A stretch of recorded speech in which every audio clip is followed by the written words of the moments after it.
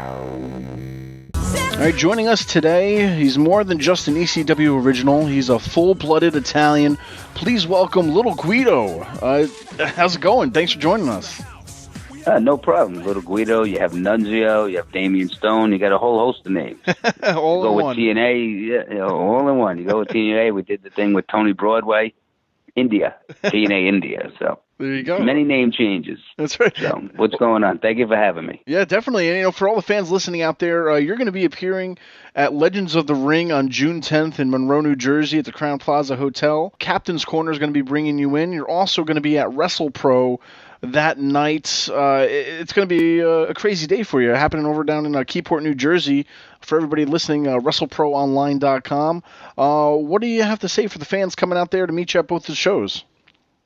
Well, actually, I have done Legends of the Ring before in the past, but the difference now is I'm coming in with Tracy Smothers. So the fans that came to meet me there a couple of years ago, if they were fans of the ECW and they were fans of me and Tracy and Tommy Rich at the time, he had the chance and opportunity then for them not only to meet me, to meet my old tag team partner, Tracy Smothers, and, ask questions, do what they want. It's always great to see the fans. A lot of them talk about the old days and, extra questions. And then right down the road in Keyport, we wrestle for Pat Buck's WrestlePro. Me and Tracy are going to be in tag team action. So, it's going to be a good night, a good afternoon, and a good night of wrestling. And come see the old full-blooded Italians do it one more time. There you go. And now we could just take a step back a little bit. For some of the fans who probably don't know too much about you, how did you get into this crazy world of pro wrestling, and how did you hook up with Billy Robinson? I started wrestling. I started in 1990 in East Coast Professional Wrestling School, which wasn't labeled that back then. It's Gino Caruso and Rocky Jones, Jerry Fazio, and that was up in Parsippany, New Jersey. I was an amateur wrestler in high school, and I wrestled. I was captain of my wrestling team, and in the summertime they used to send us to Stroudsburg Wrestling Camp, and when I went there, my friends in school always knew I was a big pro wrestling fan. I started watching in the early 80s. I used to watch Superstar Billy Graham, Bob Backlund, starting back then, Don Morocco. So when we went to this wrestling camp, there was another counselor there that nobody knew. He used to wrestle as the Executioner. And nobody knew him, but he used to wear a mask and stuff, and it leaked out that there's a pro wrestler that's coaching on, like, the third floor. And it got to me, and I'm like, there's a pro wrestler that's an ex-pro wrestler that's a coach? So I'm like, where? And then they said, oh, he used to wrestle as the Executioner. Well, at the time, I never knew there was 85 Executioners. I thought there was only one that we used to see on TV, not realizing that there could be many of them under a mask. Sure. And I'm like, oh, I know who that is. And I ran up there and started talking to him. And I said, oh, I want to be a pro wrestler one day. And he's like, well, he goes, you're young, because I was only in high school. He's like, gave me his phone number, and he said, reach out to me when you graduate. I don't think he ever thought I was actually going to do that. But as soon as I graduated, I kept his number for 2 years. I gave him a call. I think he forgot he gave it to me, and he ended up sending me up to Gino Caruso's wrestling school, which he was helping running too at the time. And it was very lucky, because back then, nowadays you could push a button, 82,000 wrestling schools pop up. Back in the early 90s, there was not many schools. Basically, you had Johnny Rod's, which I didn't even know about at the time, because that was not in Brooklyn. So I was actually lucky enough to, just fate that has it that I went to wrestling camp in that summer and ended up meeting Jerry Fazio, and, he introduced me to a wrestling school. So that's how I got into pro wrestling. And then, like, 2 years as I was training and stuff, the school got a phone call, and they were looking for guys to do this shoot type of wrestling, which I didn't even know what shoot type of wrestling was. And, the guys at my wrestling school up in Geno's knew that I was an amateur wrestler. And that's the type of it kind of was, but it was also with kickboxing and submission, which I had no idea at that time anyway. So I heard about it, and I inquired in, and I called up there, and I ended up getting a tryout in Nashville, Tennessee. And I went for the tryout, and, they put me in the ring with Billy Scott, Gene Leidick, and all these guys that were, like, great wrestlers. But besides that, they were also great submission guys, which I knew nothing about submissions, because in amateur wrestling, the object is not to go more than 45-degree angle, because you don't want to break anybody's bones. Well, in submission style wrestling, it's totally opposite. You go more than 45-degree angles with chokes and arm bars and all that shit, which I didn't know. So they brought me there, and they stretched me for a week, and I didn't get no offense, because, even though I was captain of my wrestling team, these guys were great wrestlers, but they also knew submissions. Once they took me down, they started making me squeal like a pig, and I had no idea what was going on. So, and then after the first week, they asked me to stay, and they were going to train me, and they paid for my hotel. They paid for my apartment, food, and then after they signed me to a deal, and they said, once you're done training and we feel you're ready, we're going to send you to Japan for your first fight. Wow. And then they sent me to Japan. I ended up being there for almost 3 years, and I went back for Japan for 3 years, and Billy Robinson was the coach. Wow. He was my coach, and through that I met Danny Hodge. I met Luke Thez when I was in Japan, and I trained with them. I wouldn't say trained with them, but I got in the ring with them quickly, but they weren't my trainers because, I only did it the one time with them. Billy Hodge was my trainer. Billy Robinson was my trainer. Sure. For a good almost 2 years. Wow. Yeah, so that was at the UWF, right, out there in Japan? That was UWFI, yes. Yeah, and then, how different is it, compared to wrestlers out here, maybe people who have never been there, how different is it compared to, like, wrestling in the States? You said, is it more like shoot wrestling, or? Well, they have American-style groups, too. That was a shoot wrestling group. Mm-hmm. That was actually different, but honestly, by then, the match was definitely a shoot, but they were work finishes towards the end, mm-hmm. which you'd get in the ring, and they would tell you who goes over. But if you don't fight back, that guy will kick your ass for 15 minutes and then maybe put you over. It wasn't like American style pro wrestling. When I first started going there, if I got kicked or something, they didn't want you taking a back bump, what we call it now. They want you, like, if you get kicked in the face, they want you to drop like you're knocked out. Mm-hmm. It was very much. I think UWF in the very beginning was a shoot. But by the time I got there, I think they were turning it into a work shoot. And that's what it ended up being with me. But, a lot of those guys did shoots and works, and, it was a kind of a mixed bag. But the American-style groups out there, New Japan and stuff, that's a mixture of shoot style, but with body slams and hip tosses. Mm-hmm. UWFI, Pancreas, none of those guys did any of those type of, hip American-style matches. But you got New Japan, you got your American-style, promotions out there, too. Then you had FMW, which was... Terry Funk and Cactus, that was like the brutal barbed wire shit and all that kind of stuff. That was totally different, Yeah. And Japan's my favorite country to be in. I wrestled all over the world, England, Ireland, Finland, everywhere, numerous times, Germany. But Japan was always my favorite country to work in.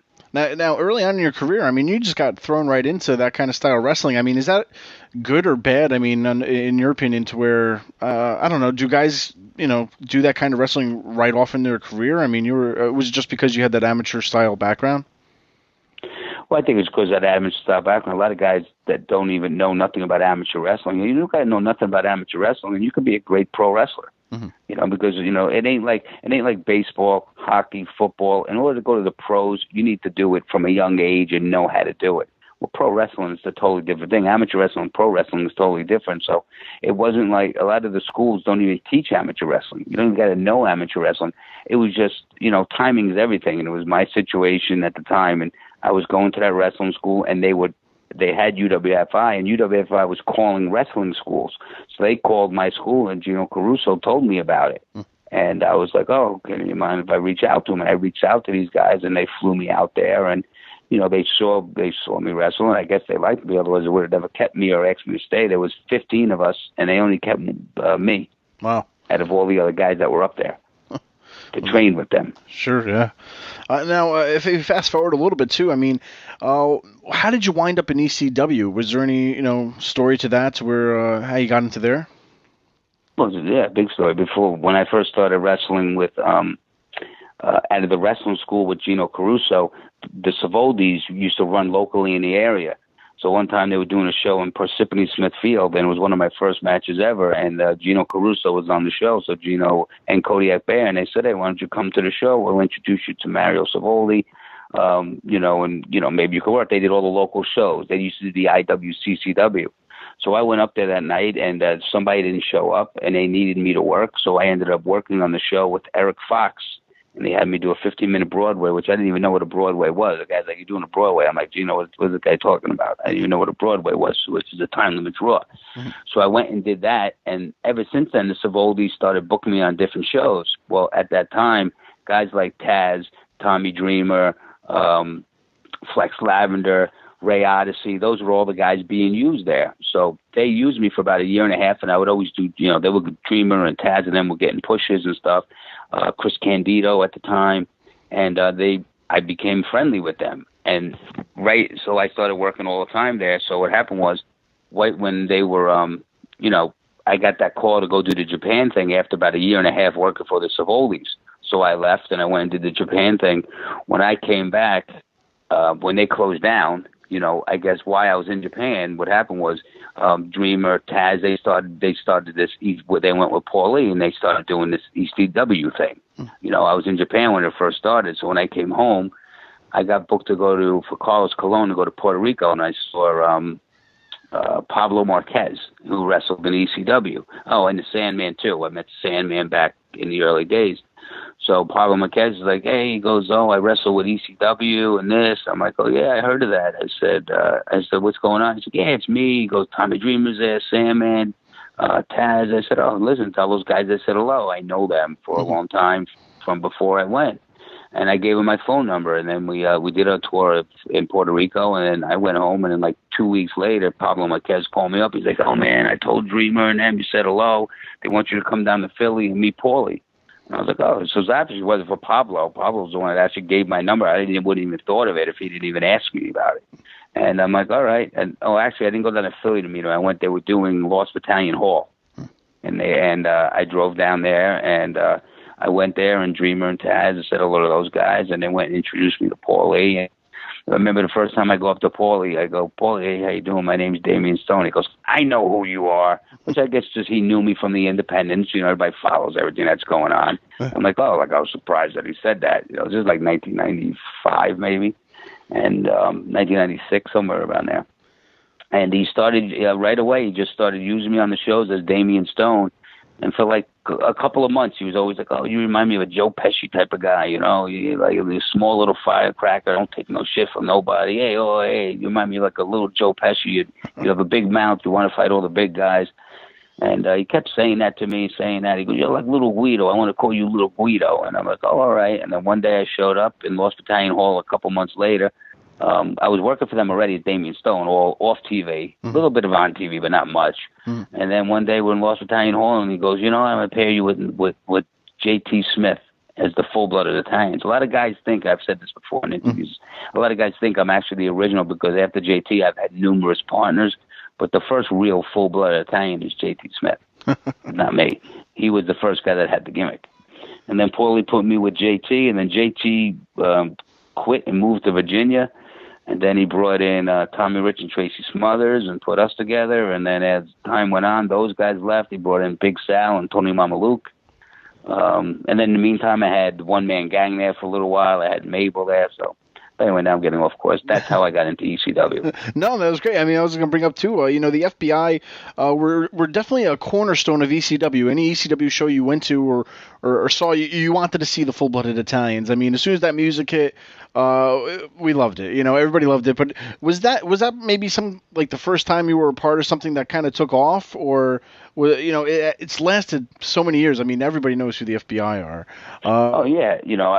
I would have never thought at the time that I would have made history as part of the company, not just me. Whoever knew that ECW was going to be like that. Yeah, that was the first thing. Like I didn't know in 1995, 96, 97, 98 why I was doing that in the year 2016, it's on the network, which helps. I mean, I go to shows now, independent shows. I still do a good amount of shows. I'm actually wrestling in Cleveland for John Thorne this weekend. I got every weekend booked. Nice. And, I have a regular gig going on that I do during the week, but, wrestling's like my side job. And I really believe the network helps keep you going because I go to shows. I have kids 10, 12 years old going, hey, Little Guido, I see the ECW on the network. These kids wouldn't even know who I am. They don't even know who Nando is.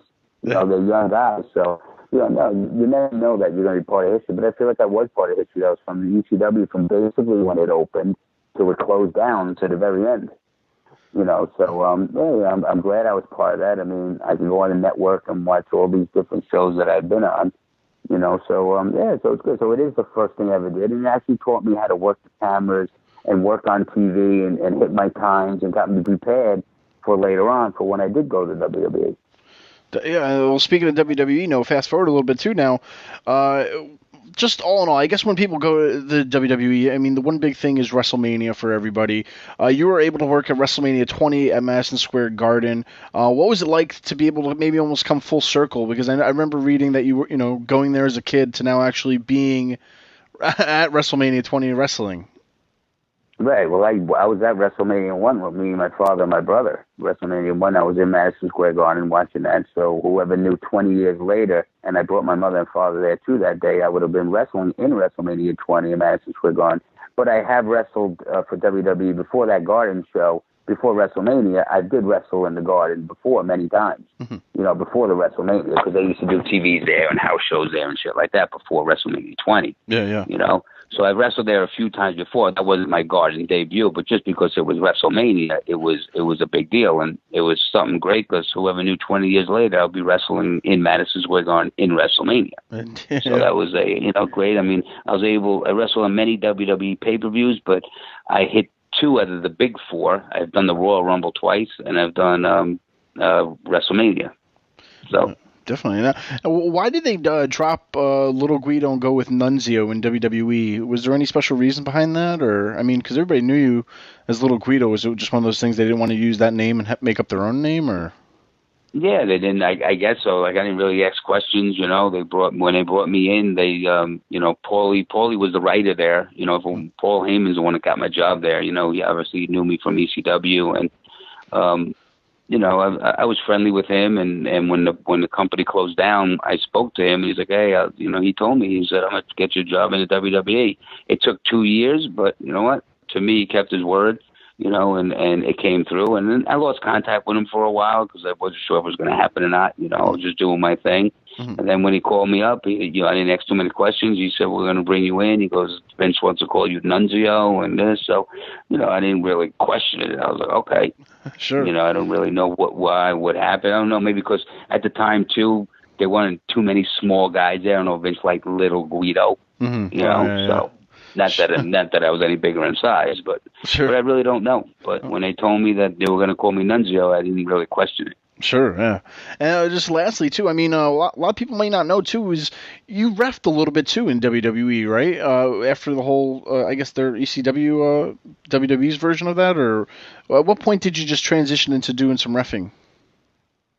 No, I did the reffing. No, that was totally, I got, ECW already closed down. Oh, yeah. And, they were done already. I got released in 2008. And I think I went to ref in 2010 because of, they had a big snowstorm, mm-hmm. and they were wrestling at Madison Square Garden, and they had a huge snowstorm, and a lot of the referees couldn't make it, and they knew I lived in New York, so they WWE called me up and they said, hey, what are you doing? I said, no, nothing. Why? I mean, it was a blizzard outside.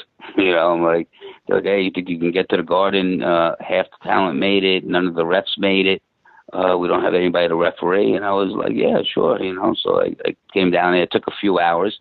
I went and refereed that night, and then, afterwards they asked me, hey, how'd you like it, blah, blah, blah. I said, it was all right. It was pretty cool. So they asked if I wanted to referee for a little while, and I did, and I went for about a year. And then, then that was it. It didn't, a couple different things that went on, but, it was a good opportunity. Just didn't work for me, but not everything works for you, No, definitely. Well, once again, we thank you so much for coming on tonight. For reminding everybody, you're going to be at Legends of the Ring on June 10th at the Crown Plaza Hotel, and also that night at WrestlePro. Guys, make sure you head on over to Facebook.com/Captain's Corner at CAPTINS Corner, and you can find WrestleProOnline.com for all the information and to see Little Guido on June 10th. Thank you so much. We appreciate your time tonight. Dan, thank you for having me, and I'll see everybody at WrestlePro, and I'll see everybody at the Crown Plaza.